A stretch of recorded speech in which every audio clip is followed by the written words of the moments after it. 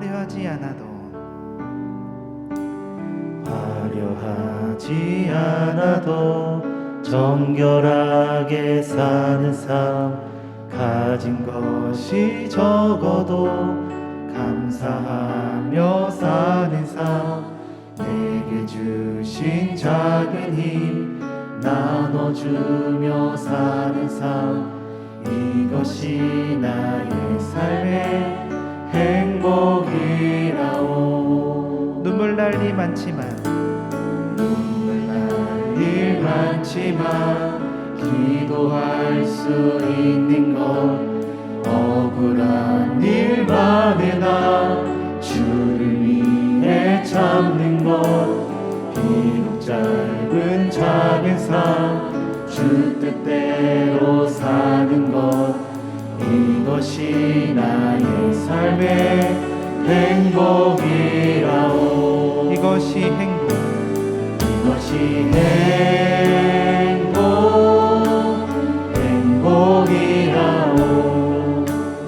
세상에 알 수 없는 하나님 선물, 이것이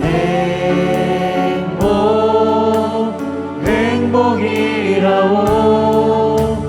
하나님의 자녀로 살아가는 것, 이것이 행복이라오.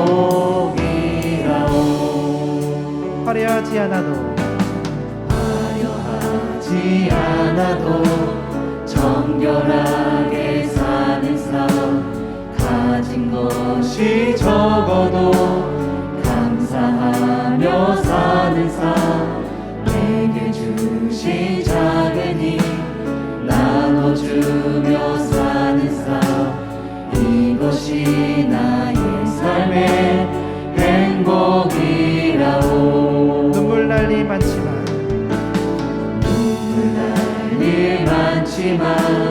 기도할 수 있는 것, 억울한 일 많으나 주를 위해 참는 것, 비록 짧은 작은 삶, 주 뜻대로 사는 것, 이것이 나의 삶의 행복이라오. 이것이 행복이라오.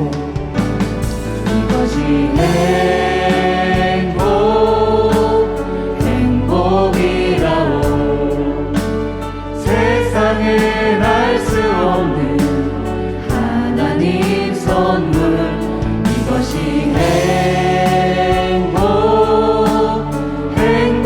행복이라오. 하나님의 자녀로 살아가는 것, 이것이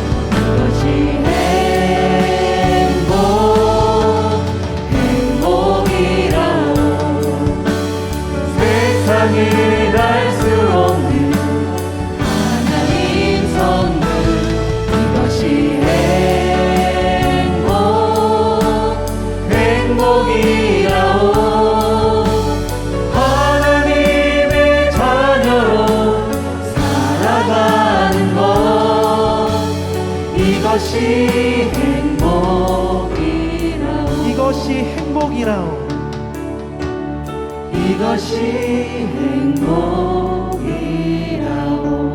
아멘. 이것이 우리의 행복입니다.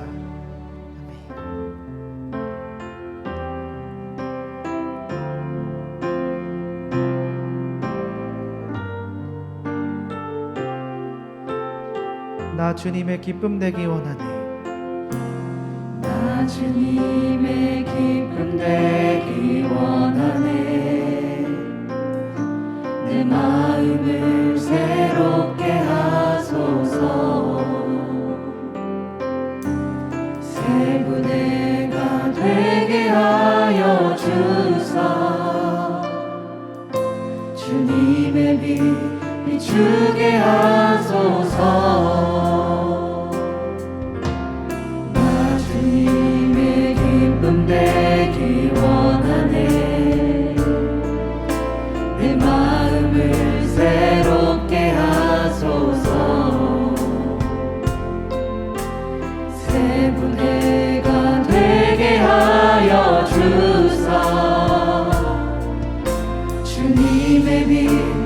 주게 하소서.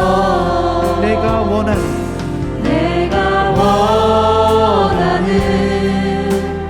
한 가지 주님의 기쁨이 되는 것. 내가 원하는 한 가지 주님의 기쁨이 되는 것. 겸손히 내 마음 드립니다. 겸손히 내 마음 드립니다. 나의 모든 것 받으소서. 나의 맘 깨끗게 씻어주사 주의 길로 행하게 하소서. 겸손히 내 마음 드립니다. 겸손히 내 마음 드립니다. 나의 모든 것 받으소서. 나의 맘 깨끗게 씻어주사 주의 길로 행하게 하소서. 내가 원하는 한 가지 주님의 기쁨이 되는 것.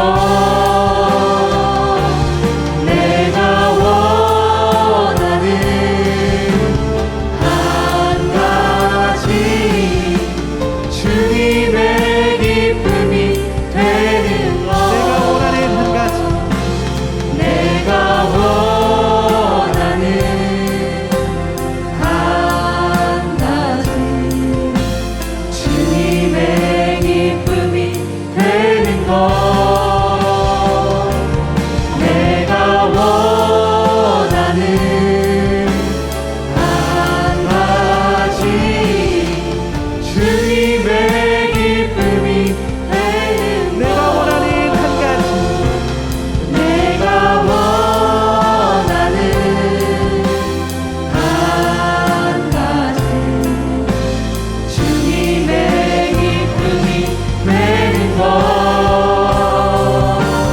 내가 원하는 한 가지 주님의 기쁨이 되는 것.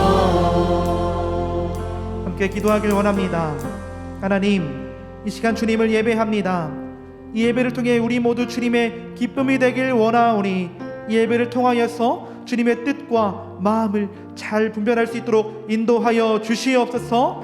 믿음에 믿음이 더하여지는 귀한 시간 될 수 있도록 하나님 인도하여 주시옵소서. 함께 기도하겠습니다. 하나님 아버지 주님, 이 시간 우리가 온전히 주님을 바라며 나아갑니다. 하나님, 우리 모두 주님의 기쁨이 되길 원하오니 하나님 이 예배를 통하여서 주님의 뜻과 마음을 잘 분별할 수 있도록 하나님 인도하여 주시옵소서. 믿음에 믿음이 더해지는 귀한 시간이 되기를 소망하오니 하나님 인도하시고 도와주시옵소서. 하나님 들을 길을 허락하셔서 주님의 말씀을 전해주실 때 예와 아멘으로 화답하게 하여 주시고 그 말씀으로 살아갈 수 있도록 하나님 도우시고 인도하여 주시옵소서.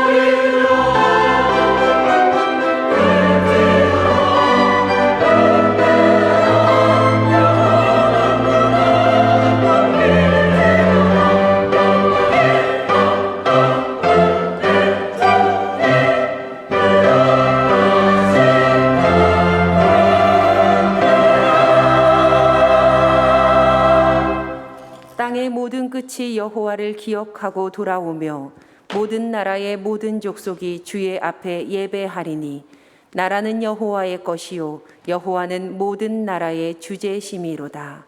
아멘. 모두 자리에서 일어나 주님의 성령 찬양하겠습니다.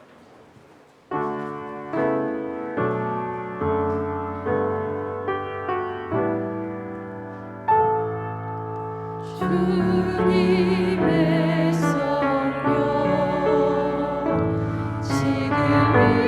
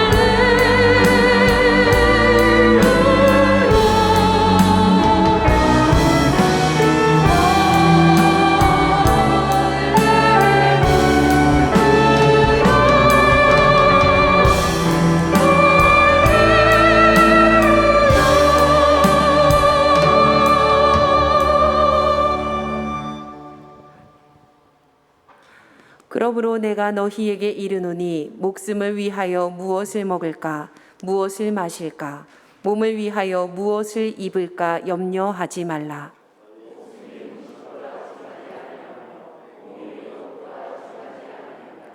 공중의 새를 보라. 심지도 않고 거두지도 않고 창고에 모아들이지도 아니하되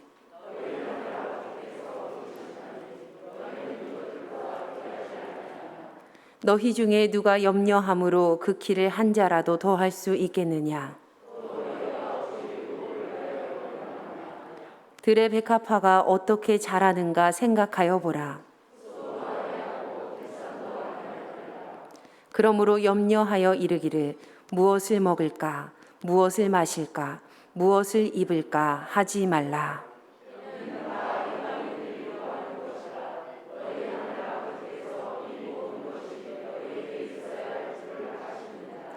그런즉 너희는 먼저 그의 나라와 그의 의를 구하라.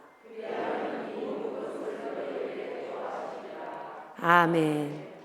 전능하사 천지를 만드신 하나님 아버지를 내가 믿사오며 그 외아들 우리 주 예수 그리스도를 믿사오니 이는 성령으로 잉태하사 동정녀 마리아에게 나시고 본디오 빌라도에게 고난을 받으사 십자가에 못 박혀 죽으시고 장사한 지 사흘 만에 죽은 자 가운데서 다시 살아나시며 하늘에 오르사 전능하신 하나님 우편에 앉아 계시다가 저리로서 산 자와 죽은 자를 심판하러 오시리라. 성령을 믿사오며 거룩한 공회와 성도가 서로 교통하는 것과 죄를 사하여 주시는 것과 몸이 다시 사는 것과 영원히 사는 것을 믿사옵나이다. 아멘.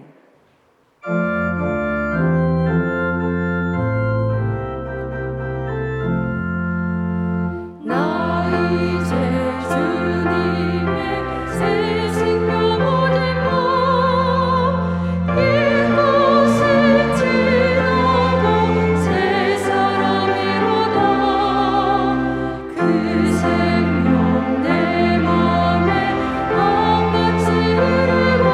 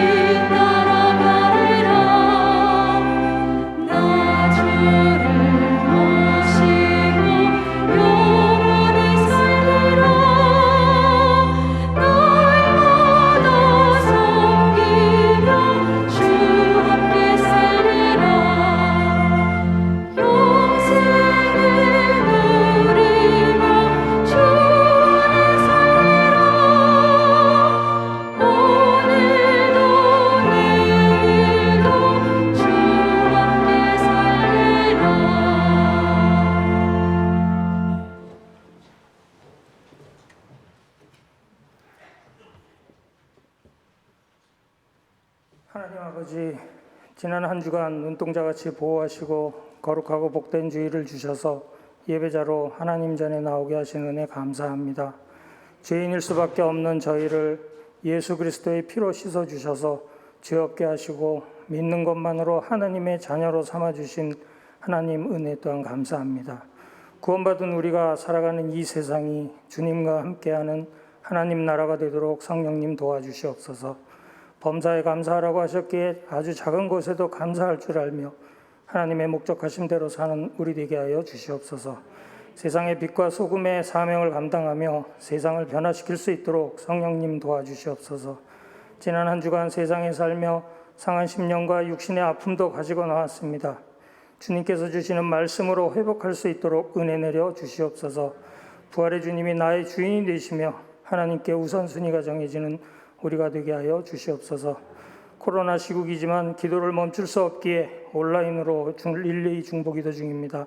중보기도를 통해 우리 교회가 믿음으로 더 굳건히 세워지게 하여 주시고 기도자들은 맡은 시간을 잘 지켜 기도가 중단되지 않도록 보호하여 주시옵소서. 코로나로 인해 경제적인 격차가 더욱 많이 벌어지고 있습니다. 잠언의 말씀에 내가 배불러서 하나님을 모른다, 여호와가 누구냐 할까 하오며 혹 내가 가난하여 도둑질하고 내 하나님의 이름을 욕되게 할까 두려워함이니이다 함과 같이 하나님을 향한 우리의 마음이 변하여 하나님이 안 계신 것 같은 우매한 삶을 살지 않도록 성령님 도와주시옵소서. 이 예배를 마친 후에는 구역회가 진행되오니 함께하여 주시옵소서. 이 나라 이 민족을 사랑하시고 나라의 흥망성쇠를 주관하시는 하나님, 북한 땅에도 복음이 전파되어 남북한이 복음으로 평화통일되는 날이 속히 오도록 하여 주시옵소서. 북한의 위험한 상황에서도 주님께 기도하는 심령들을 기억하여 주시옵시고 그들의 안전도 지켜주시옵소서. 대선을 준비하는 이 나라가 여러 가지로 혼란스럽습니다. 서로 헐뜯지 말고 나라를 위한 정책을 공약하며 바른 대통령을 선택할 수 있도록 지혜를 허락하여 주시옵소서. 단위에 세우셔 하나님의 말씀을 대언하게 하신 우리 목사님 영육간에 강건케 하시옵시고 하나님이 주시는 선교의 비전과 우리의 자녀들을 믿음의 후계자로 양성하는 계획이 하나님 뜻 안에서 이루어지도록 인도하여 주시옵소서. 목사님의 목회를 돕는 영적, 인적, 물적 차원이 충분히 공급되게 하여 주시옵소서. 하나님의 말씀을 대언할 때에 생명의 말씀이 전파되어 많은 열매 맺을 수 있도록 성령님 말씀 중에 역사하여 주시옵소서. 임마누엘 성가대의 찬양에 온 성도들도 마음을 합하여 드리오니 하나님 영광 받아 주시옵소서. 각양 은사대로 예배를 돕는 손길들 있사오니 그들의 헌신이 하늘나라의 상급이 되며 오직 하나님만 드러나는 사역되게 하여 주시옵소서. 이 예배 중에 영광 받으시고 은혜로 함께 하실 것을 믿고 감사하며 예수 그리스도의 이름으로 기도드렸습니다. 아멘.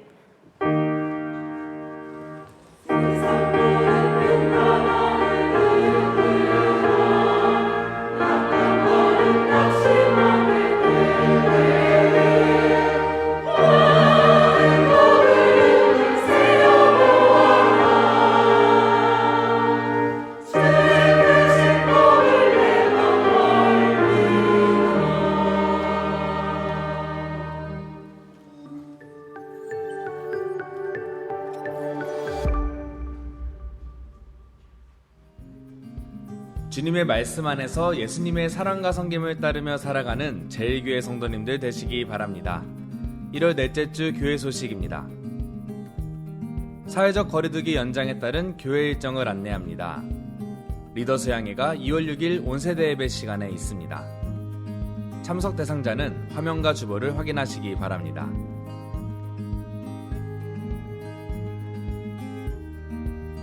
행복한 여행 안내자반이 2월 10일 목요일에 개강합니다. 참석하실 분들은 교역자, 장로, 교구장입니다. 이른비 기도회와 장로부부 헌신 예배는 거리두기 완화 시까지 연기됩니다.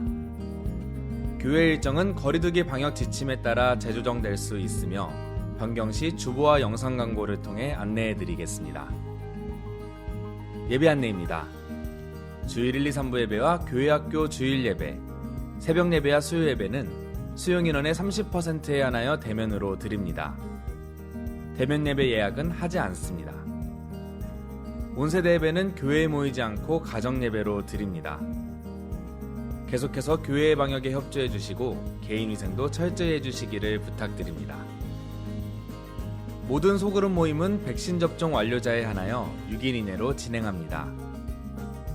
교회에서 속회나 성교회 모임을 갖기 원하는 분은 2층 교역자실로 신청하시기 바랍니다. 주중에 교회를 방문하는 분들은 발열 체크와 손소독을 먼저 하시고 이후 교인증 QR 출석 체크나 출입명부 작성을 하시기 바랍니다. 우리 교회 스마트 요람에서 직접 백신 접종일을 기록하실 수 있으며 신년예배 임사자 명단을 확인하실 수 있습니다. 성전 헌화를 희망하는 분들은 햇세드 예배실 뒤편에서 신청하시기 바랍니다. 기부금 영수증을 신청할 성도님은 교회에서 보내드린 단체 문자 링크를 활용하시거나 2층 교역자실에서 신청서를 작성하시기 바랍니다. 설 가정예배지가 모바일 주보와 교구대에 비치되어 있습니다. 가정예배 시 활용하시기 바랍니다. 구역회가 오늘 오후 12시 40분 3층 햇세드 예배실에서 있습니다. 화면과 주보를 통해 구역회 회원을 확인하시기 바랍니다. 참석이 어려운 분들은 위임장을 작성하셔서 제출해 주시기 바랍니다. 퀴타 광고입니다.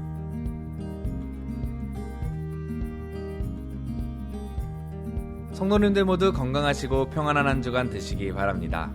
사랑이 넘치는 예수님의 가족, 의정부 제1교회 소식이었습니다.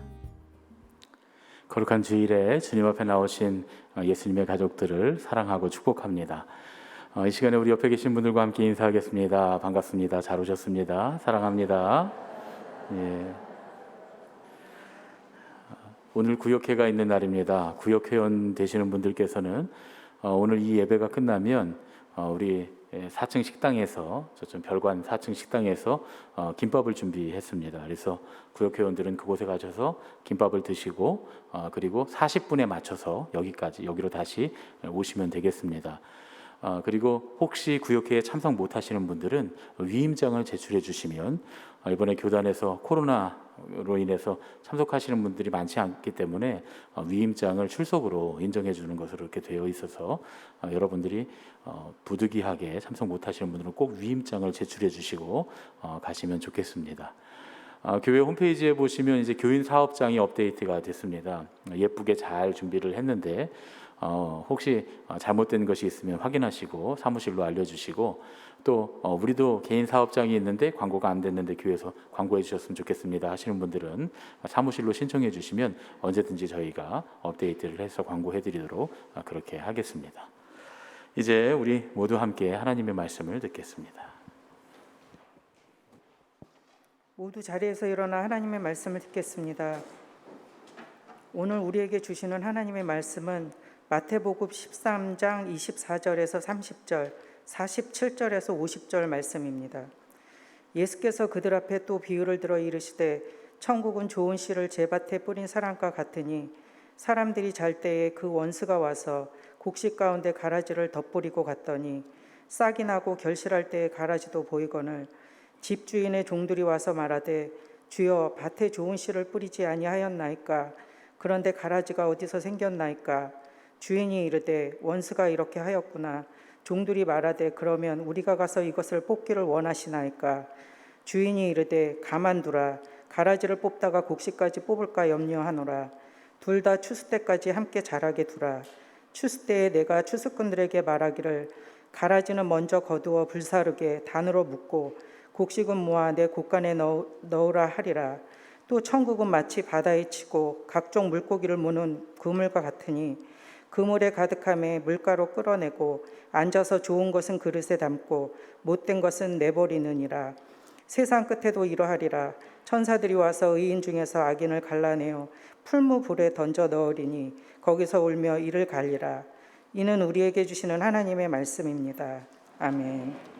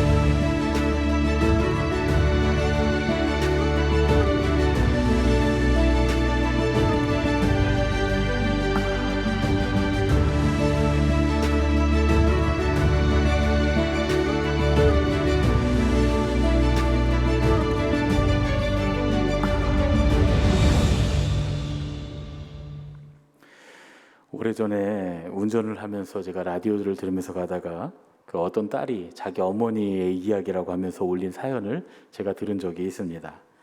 어머니가 어느 날 이제 뭐 결혼식이 있었는지 무슨 일이 있었는지 모르겠지만 서울에 있는 메리어트 호텔에 갈 일이 있었다는 거예요. 그런데 아무래도 호텔 이름을 잊어버릴 것 같더라는 거예요. 그래서 이 어머니가 쉽게 메리어트랑 메리아스랑 비슷하니까 메리아스 호텔로 외웠다는 겁니다. 메리아스가 뭔지 다 아시죠? 예, 청년들은 설명을 해줘야 돼요. 이게 뭔지. 메리아스 호텔로 외워두었습니다. 이제 집에서 나와서 예쁘게 꾸미고 택시를 딱 잡아서 이제 메리어트 호텔로 가려고 했어요. 그런데 택시 기사님이 갑자기 어디로 모실까요? 이렇게 묻는데 호텔 이름을 까맣게 잊어버린 겁니다. 그래서 이 어머니가 엉겁결에 러닝샤스 호텔로 갑시다 이렇게 했다는 거예요.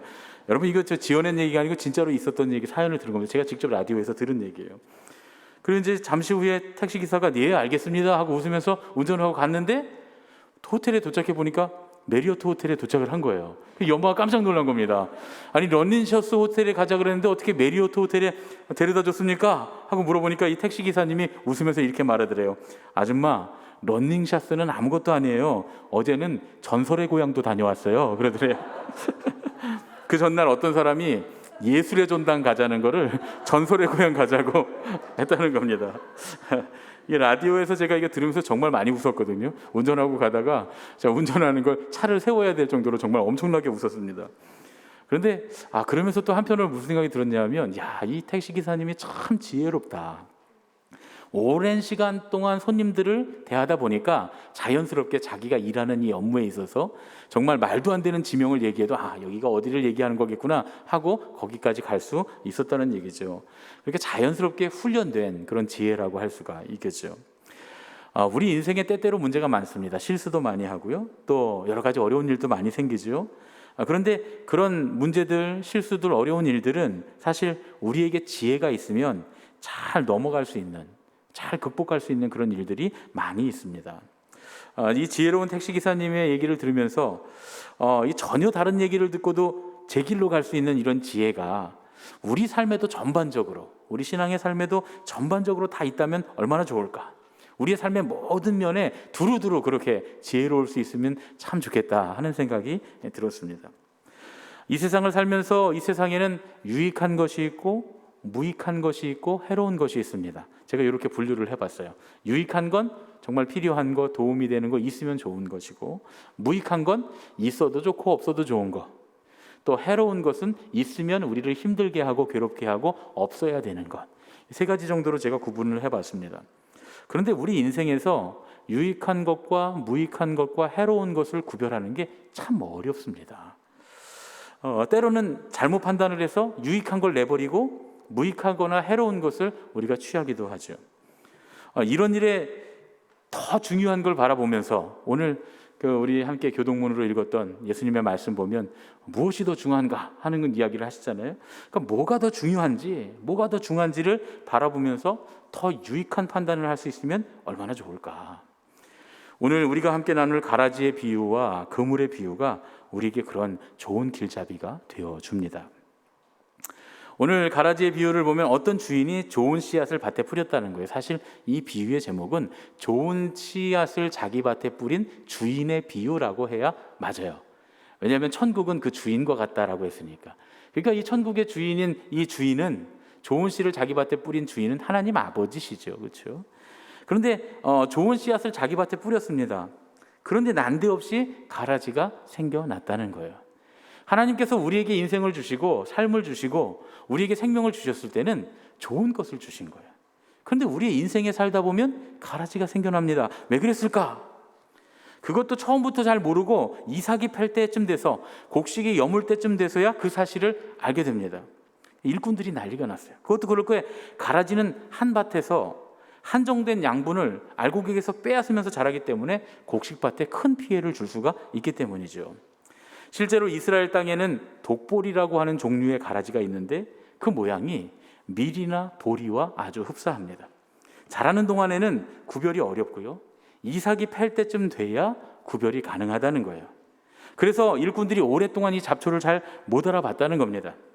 뒤늦게 잡초를 알아본 이 일꾼들의 마음이 급해졌습니다.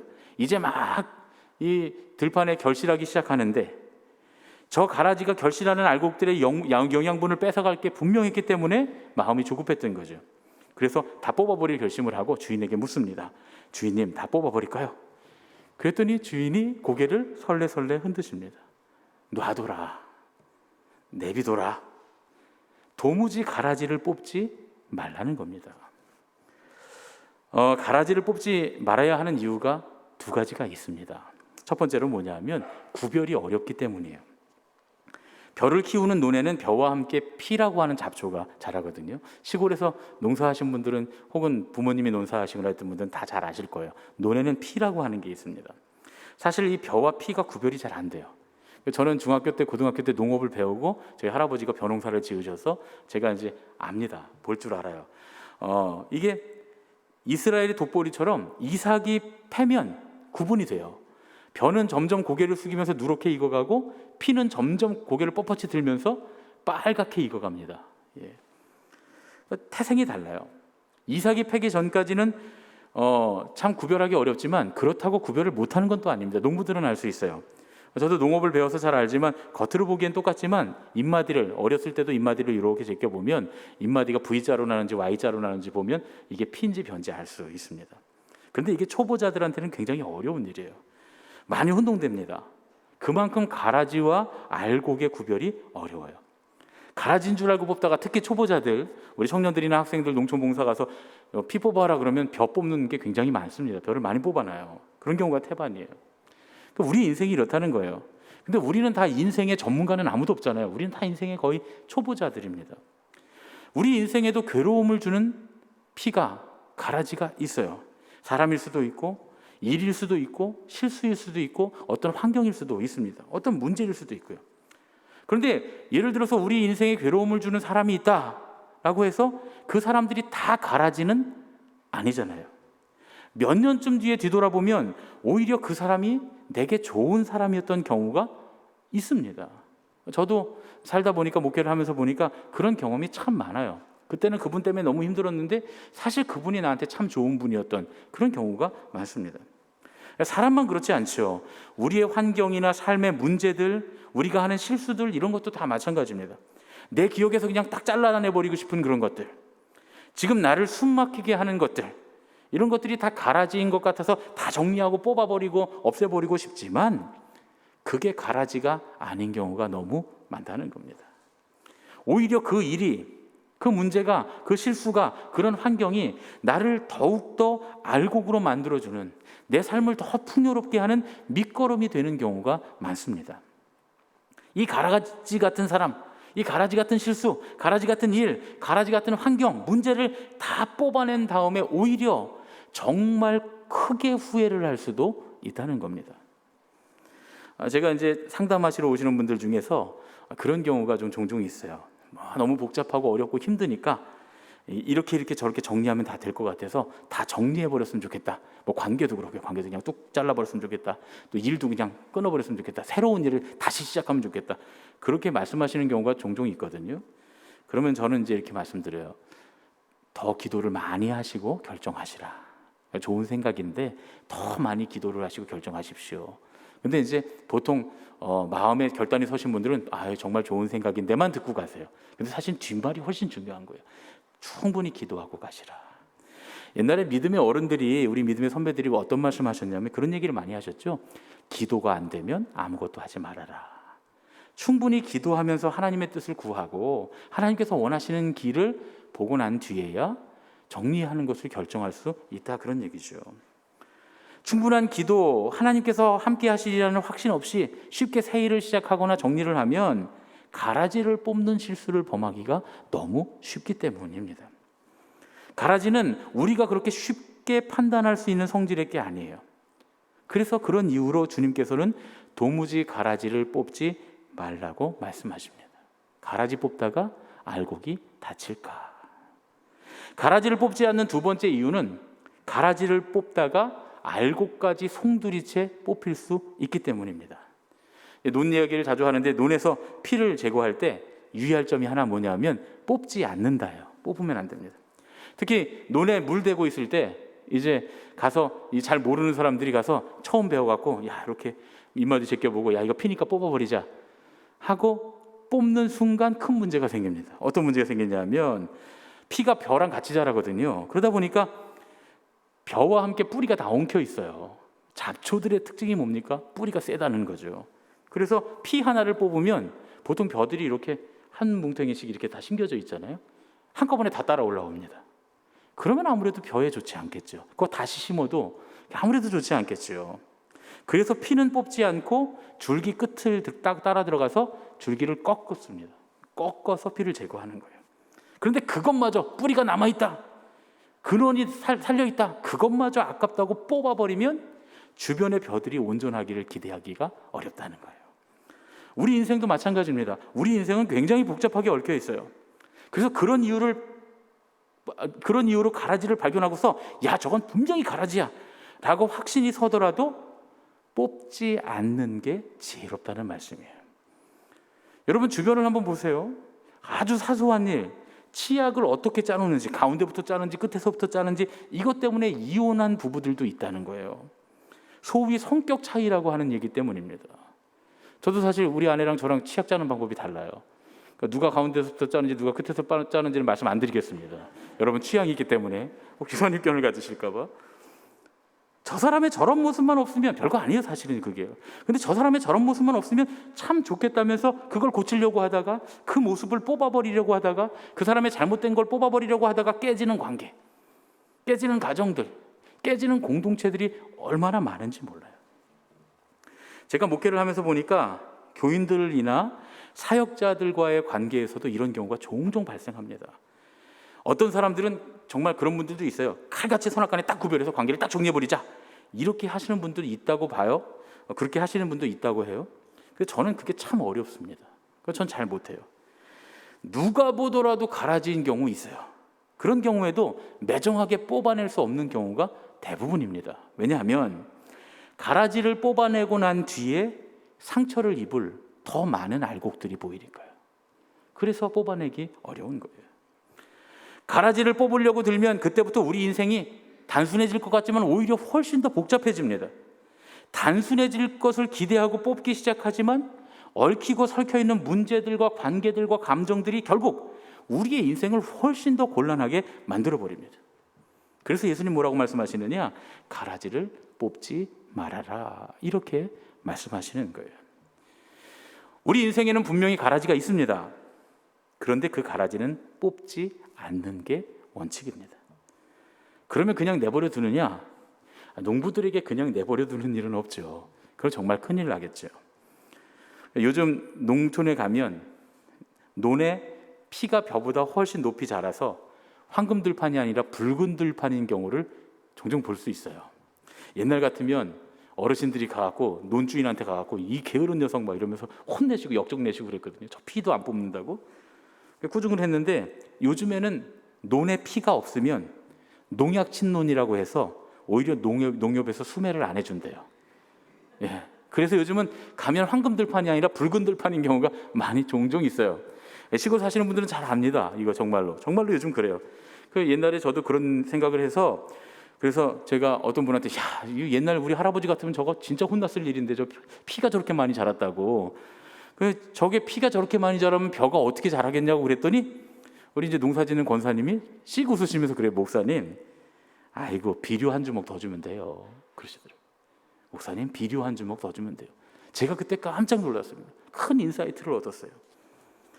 비료 한 주먹 더 주면 되죠. 가라지 그냥 내버려둬도 열심히 밭을 가꾸면 됩니다. 마땅히 해야 될 일을 하면 되는 거예요. 열심히 밭을 가꾸면서 열심히 거름을 주다 보면 가라지도 잘 자라겠지만 중요한 건 우린 가라지가 잘 자라든 못 자라든 그게 중요한 게 아니잖아요. 알곡만 잘 되면 되죠. 알곡도 자란다는 거예요. 곡식이 자란다는 거예요. 풍요로운 풍년이 된다는 겁니다. 여러분, 우리 삶에 찾아오는 문제를 없앨 수가 없고 우리의 환경을 바꿀 수가 없고 우리를 힘들게 하는 그 사람을 내가 바꿀 수 없다면, 내가 이미 실수한 것들을 다시 주워 담을 수 없다면 결국 어떻게 해야 됩니까? 나를 훈련해야 돼요. 나를. 내 인생이 환경이나 사람이나 문제나 실수에 흔들리지 않으면 되는 일 아니겠습니까? 그러면 되는 거죠. 그런데 중요한 건 가라지는 나중에 반드시 분리되어서 태워 없어질 겁니다. 우리가 안 해도 돼요. 누가 하신다고요? 하늘의 천군과 천사들이, 하나님께서 다, 아버지께서 다 하신다는 거예요. 그 정미소, 예전에 정미소 그 일하시는 분한테 제가 들은 얘기인데, 정미소에서 알곡을 선별하는 선별기가 있대요. 레이저를 사용해서 한다 그래요. 그러면 요즘에 쌀에, 제가 그랬죠, 요즘에 쌀에 돌이 하나도 없어요. 그랬더니 목사님, 요즘에 쌀에 돌이 웬 말입니까? 그렇죠. 요즘 쌀 드신 분들 돌 없죠, 그렇죠. 옛날엔 돌 많았어요. 그래서 다 조리로 이렇게 해갖고, 저도 조리를 참 잘하는데, 예, 조리로 다 이렇게 하고 일어서 탁 이렇게 해갖고 물 넣어서, 나만 알지? 예. 그래서 밥을 했단 말이에요. 근데 요즘은 이를 필요가 없어요. 왜냐면 진짜로 돌에 쌀이 없어요. 물만 부어서 그냥 바로 밥하면 됩니다. 그래서 제가 요즘 쌀엔 돌이 없더라고요. 그랬더니 목사님, 정미소 기계가 얼마나 정밀한 줄 아세요? 그러시더라고요. 정미소 기계를 테스트할 때 어떻게 테스트하냐면 쌀하고 그다음에 쌀하고 똑같은 모양으로 유리아를 깎는데요. 그거 딱 쌀 크기의 쌀하고 똑같은 모양의 유리아를 깎아서 그걸 같이 섞어 놓은 다음에 정미 기계를 이제 테스트한다는 거예요. 그러면 이 정미 기계가 쭉 이 선별기를 지나갈 때 이 선별기가 레이저로 딱 파악을 해갖고 쌀만 남기고 유리아를 기가 막히게 다 튕겨낸답니다. 전부 다. 그래서 쌀에 돌이 있을 수가 없다는 거죠. 여러분, 하다못해 정미소의 선별기도 그렇게 정확하게 가라지와 알곡을 구별해내는데 하물며 우리 하나님 아버지께서 정미소 선별기만 못하겠는가 말이죠. 예. 우리 하나님 아버지는 나중에 정확하게 가라지와 알곡을 다 구별하실 것이라고, 다 나눠놓을 것이라고 2번이나 오늘 말씀 가운데 말씀하십니다. 그러니까 성경에 보면 뭐라고 말씀하세요? 원수 갚는 것은 하나님께 있다 라는 말씀이 바로 이 말이에요. 우리가 그 원수를 갚으려고, 우리가 그걸 정리하려고, 가라지를 뽑으려고 애쓰고 수고하고 고민하고 괴로워하고 힘들어하지 말고 그건 다 주님께 맡기고 우리는 다만 우리의 삶을 더 훈련하고 가꾸라는 거예요. 그렇게 하면 된다는 겁니다. 그게 우리에게 유익하다는 겁니다. 그래서 가라지의 비유와 짝을 이루는 그물의 비유를 통해서 예수님은 우리와 자신을 훈련함으로써 삶을 천국으로 가꾸는 방법을 가르쳐 주세요. 그물의 비유에서 천국이 뭡니까? 천국은 그물이죠. 그물이 천국이에요. 그런 과연 그물이 뜻하는 게 뭔가? 마태복음 13장 1절 2절 말씀을 보면 알 수 있습니다. 그날 예수께서 집에서 나가사 바닷가에 앉으심에 큰 무리가 그에게로 모여들거늘 예수께서 배에 올라가 앉으시고 온 무리는 해변에 서 있더니. 지금 다 어디에 있습니까? 해변에. 예. 예수님께서 지금 말씀하신 장소는 바닷가예요. 사실은 갈릴리 호숫가인데 이 갈릴리 호숫가 너무 크다 보니까 이스라엘 사람들은 그걸 호숫가라고도 부르지 않고 바닷가라고 부릅니다. 디베랴 바다 뭐 이렇게 부르잖아요. 게네사렛 호수, 갈릴리 호수 그러지만 또 디베랴 바다 이렇게 바다라고 부릅니다. 예수님은 지금 호숫가에서 바닷가에서 말씀하고 계세요. 우리는 지금 예수님께서 바닷가에 서셔서 누구에게요? 어부들에게, 어부 출신의 제자들에게 또 어민들의 가족들에게 말씀하시는 걸 듣는 거예요. 물론 다른 출신도 있겠지만 거의 대부분 거기 있는 사람들은 어민들입니다. 여기서 예수님의 말씀을 듣고 있는 이 게네사렛 마을 사람들에게 이 그물이라고 하는 물건은 굉장히 중요하고 친숙한 물건이죠. 예수님의 제자들은 매일 그물질을 하는 사람들이었어요. 어부들이었으니까요. 그날 그물에 뭐가 올라왔는지가 가장 큰 관심사고 그물 안에는 그들의 희로애락이 고스란히 다 담겨 있습니다. 어떤 그물은 수족 같았을 거예요. 자기 팔다리처럼 그렇게 사용된 오랫동안 관리하고 그물 정리하고 그물 수선하고 그렇게 쓴 수십 년을 쓴 그런 그물이었을 거예요. 그만큼 오랫동안 자연스럽게 함께했던 자신의 인생과 같은 게 바로 그물이었습니다. 그래서 예수님은 그물의 비유를 들려주시는 거예요. 바닷가 사람들의 인생, 자기의 삶, 그들의 내면을 잘 표현하려면 이거보다 더 적당한 비유가 없기 때문입니다. 그물은 바로 거기 앉아있는 그들 자신이었어요. 그래서 그물의 비유는 예수님 앞에 모인 제자들, 그 사람들 자신과 연결하면 아주 쉽게 풀립니다. 이런 얘기죠. 우리는 온종일 그물질하는 사람들입니다. 예수님의 제자들이 하루 종일 그물질하는 것처럼. 그리고 그물을 내리고 그물을 끌어당기면 매번 한가득 무언가 올라오죠. 오늘 하루의 삶을 우리가 그물을 올려놓고 찬찬히 돌아보는 거예요. 적극적으로. 오늘 하루의 삶을 끌어내놓고 찬찬히 앉아서 들여다보라는 거예요. 그 안에 온갖 것들이 가득 들어있겠죠. 잘한 일도 있을 거고 좋은 일도 있을 거고 또 반대로 나쁜 일도 있을 거고 잘못한 일도 있고 실수한 일도 있고 괴로운 일도 있을 겁니다. 사랑도 있고 평안도 있고 미움도 있고 시기도 있고 질투도 있을 거예요. 이런 것들이 우리의 하루의 삶 가운데 가득 들어있을 겁니다. 그때 어떻게 하느냐? 좋은 건 주워 담고 나쁜 건 버리라는 거예요. 미련 없이 못된 건 다 내버리라는 거예요. 이렇게 하면 내 인생이 천국이 된다는 겁니다. 너무나 당연하고 지당하죠. 그렇죠? 그런데 우리는 사실 거꾸로 잘합니다. 하루 종일 이제 저녁 시간에 이 하루를 돌아볼 때 남편이나 아내에게 가족들 또 친구들끼리 무슨 얘기합니까? 나 오늘 사랑받았어. 오늘 감사할 일이 이렇게 많아. 그런 얘기 안 하잖아요. 무슨 얘기합니까? 그 사람이 오늘 나한테 그래서 못되게 굴었어. 그 사람 나 이렇게 힘들게 했어. 사랑받은 일, 배려받은 일, 감사할 일들을 다 내버리고 나한테 섭섭하게 한 일, 내가 미워하는 마음, 시기하는 마음, 욕심, 이런 것들을 꼭 붙들어 둡니다. 그럼 생각해 보세요. 천국이 안 되고 뭐가 되겠어요? 여러분, 지옥이라고 하는 게 나중에 그 예수님 안 믿는 사람들이 죽어서 땅에 불구덩이에 들어가는 그것만 지옥이라고 생각하면 안 됩니다.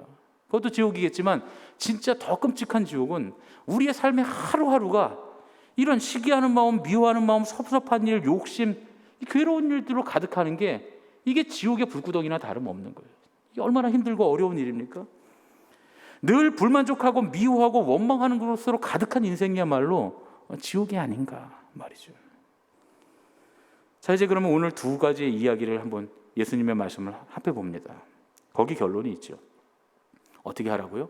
가라지는 내버려 두고 그물은 정리하는 것. 거기에 천국이 있다는 거예요.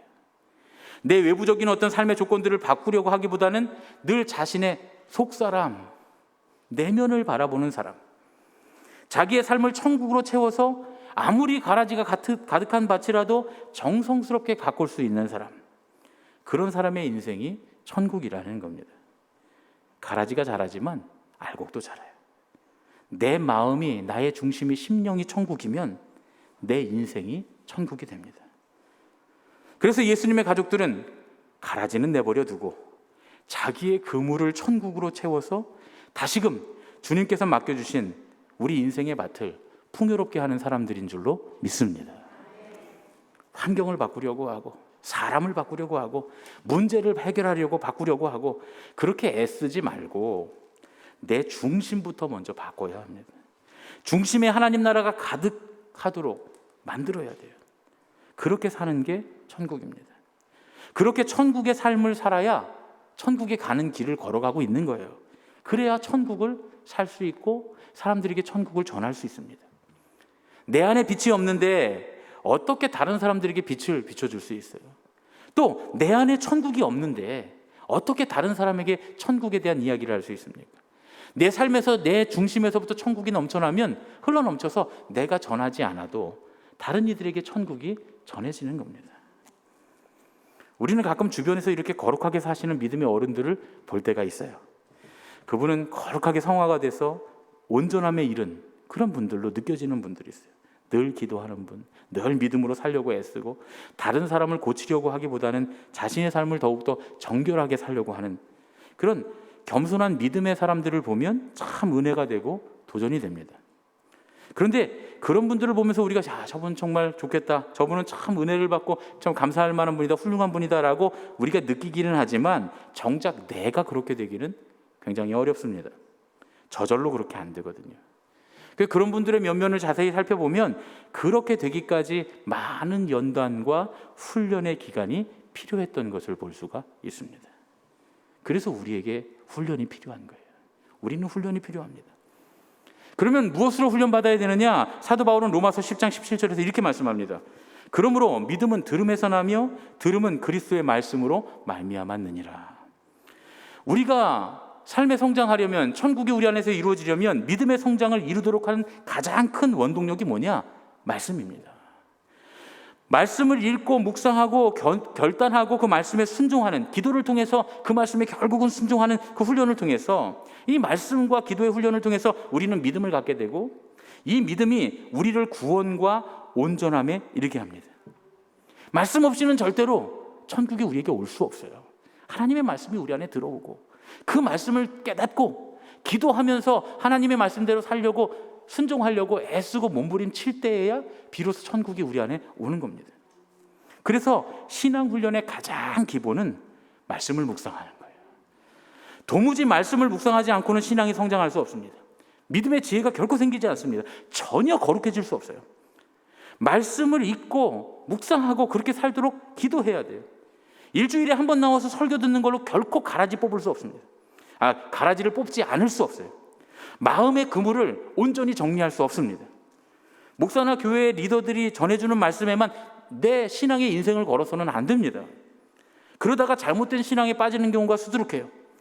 누가 하는 신앙의 이야기가 아니라 내가 매일매일 직접 말씀을 듣고 읽어야 돼요. 그리고 그 말씀의 뜻을 분별할 수 있어야 돼요. 그래야 그날 가꿀 나의 인생의 밭에 걸음을 주는 거고, 그게 그날 해야 되는 좋은 것을 담고 나쁜 것을 버릴 수 있는 길이에요. 말씀 없이 이게 좋은 건지 나쁜 건지 우리가 어떻게 알겠냔 말이에요. 이것이 신앙의 기본인 줄로 믿습니다. 그렇게 신앙의 기본기 위에 그 다음을 쌓는 거예요. 말씀을 읽고 묵상하면서 그 다음엔 뭘 해야 되느냐? 믿음의 선배들에게 배워야 합니다. 사도 바울은 에베소의 장로들에게 이렇게 말씀합니다. 사도행전 20장 35절 말씀입니다. 범사에 여러분에게 모본을 보여준 바와 같이 수고하여 약한 사람들을 돕고 또 주 예수께서 친히 말씀하신 바 주는 것이 받는 것보다 복이 있다 하심을 기억하여야 할지니라. 이 말씀에는 두 가지 의미가 들어 있습니다.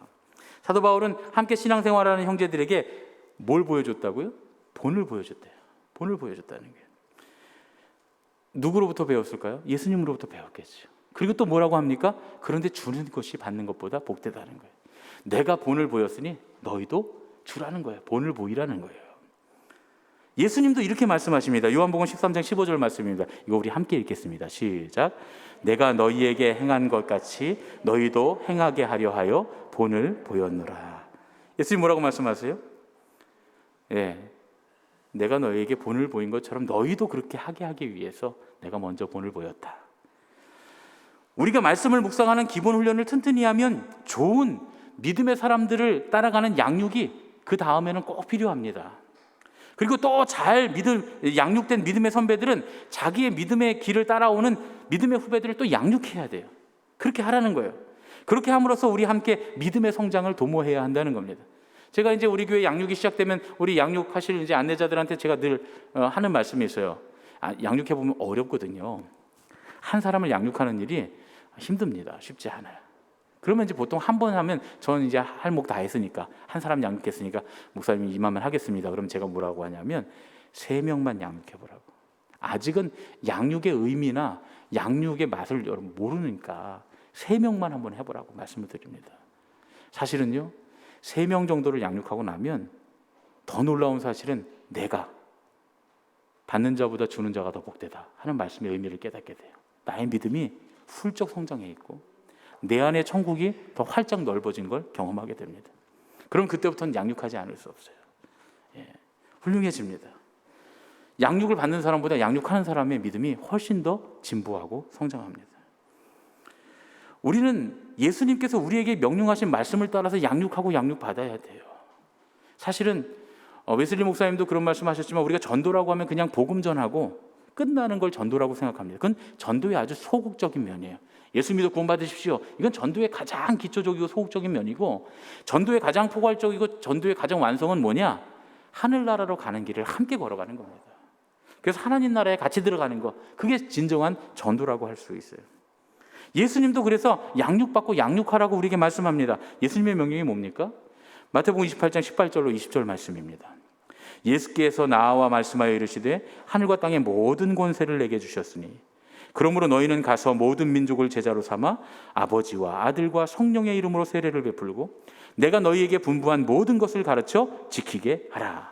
볼지어다 내가 세상 끝날까지 너희와 항상 함께 있으리라 하시니라. 지난 우리 송구영신 예배 때 우리가 함께 나눈 말씀이죠. 우리는 이 말씀을 지상명령이라고 부른다고 했습니다. 주님께서 우리에게 말씀하신 지극히 높은 명령이라는 말씀이에요. 우리 교회는 하나님의 말씀을 묵상하고 주님의 음성을 들음으로써 믿음에 이르고 또 예수님의 지상명령인 훈련받고 훈련하고 키워내는 제자로서 예수님의 가족 공동체가 되기를 지향하는 그런 교회입니다. 우리는 가라지를 뽑지 말고 그물을 정리해야 된다고 말씀했어요. 그렇게 함으로써 우리의 중심을 하나님 나라로 가득 채워야 됩니다. 그렇게 하기 위해서 말씀이 필요하고 양육을 통한 훈련들이 필요하게 된다는 겁니다. 예수님께서도 우리에게 그렇게 명령하셨어요. 오늘 여기 모인 우리 의정부 제일교회 예수님의 가족들은 전부가 다 그 중심에 하나님 나라가 가득 세워지기를 예수님의 이름으로 축원합니다. 그렇게 하나님 나라가 가득 세워지는 겁니다. 중심에 하나님 나라를 채우면 우리의 삶에, 우리의 인생에 하나님 나라가 가득하게 될 줄로 믿습니다. 우리 옆에 계신 분들과 이렇게 인사하겠습니다. 중심에 하나님 나라를 채웁시다. 중심에 하나님 나라를 채웁시다. 중심에 하나님 나라를 채웁시다. 아멘. 예, 우리 중심에 하나님 나라를 채우는 훈련이 필요합니다. 그래서 시시때때로 하나님의 말씀으로 양육받고 훈련받고 믿음의 사람들과 함께하는 훈련을 통해서 우리가 하나님 나라에 점점 더 가까워집니다. 그래야 행복해요. 그래야 행복합니다. 그냥 신앙생활하고 교회 나오는 것만 행복한 게 아니라 그래야 우리의 삶이 행복해집니다. 그런 행복한 인생이 다 되는 저와 여러분 되시기를 예수님의 이름으로 축원합니다. 우리 시간에 이런 교회 되게 하셔서 함께 찬양하고 봉헌하고 기도하겠습니다.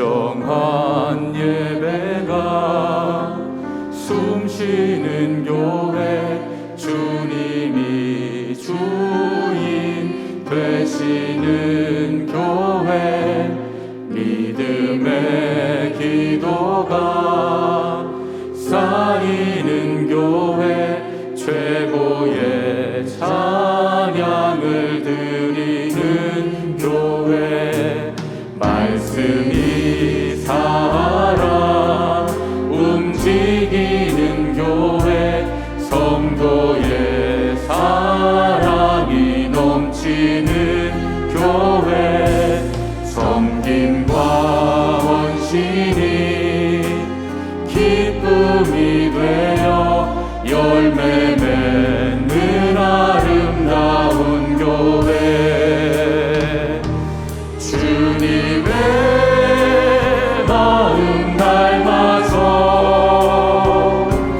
이웃을 사랑하는 교회 주님의 영광을 위해서 빛 되신 주님 전하는 교회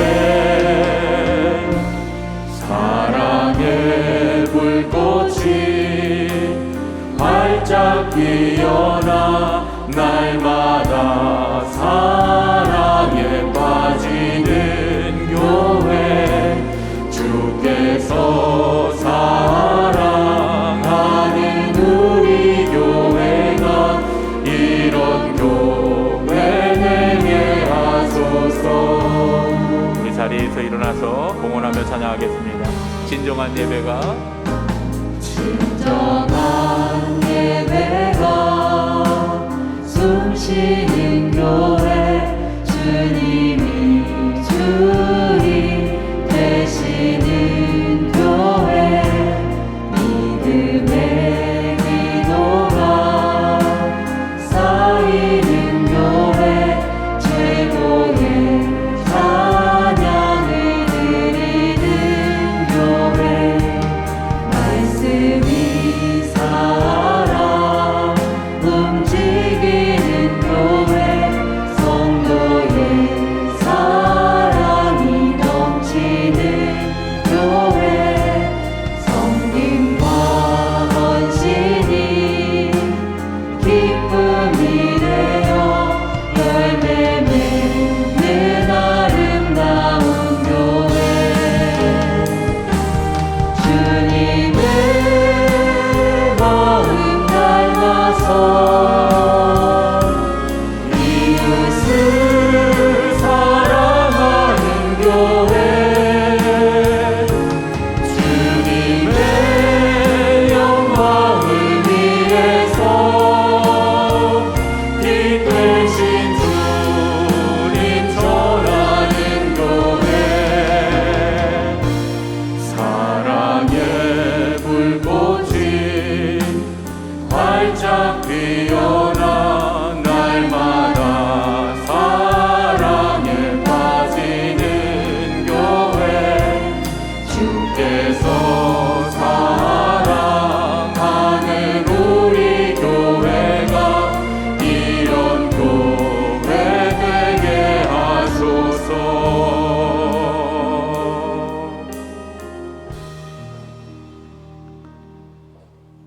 우리를 자녀 삼아 주시고 사랑하시는 하나님 아버지, 주님께서 우리의 모든 형편과 사정을 아시오니 우리의 필요를 채우시고 우리의 삶을 풍성한 결실로 인도하실 줄로 믿고 감사드립니다. 우리 삶에 분명히 가라지가 있지만 가라지를 뽑으려고 하지 말고 삶의 그물을 정리하며 인생을 천국으로 가꾸라고 하신 말씀을 오늘 우리에게 주셨습니다. 그 말씀에 따라 결단하며 이 예물을 주님 앞에 드립니다. 우리가 드리는 이 예물을 주님의 말씀을 따라 살겠다는 결단의 표로 받아주시고 복되게 하시되 주님을 따르는 자녀들에게 주님께서 베풀어 주시는 완전한 보호와 생명의 삶을 우리에게 허락하여 주시옵소서.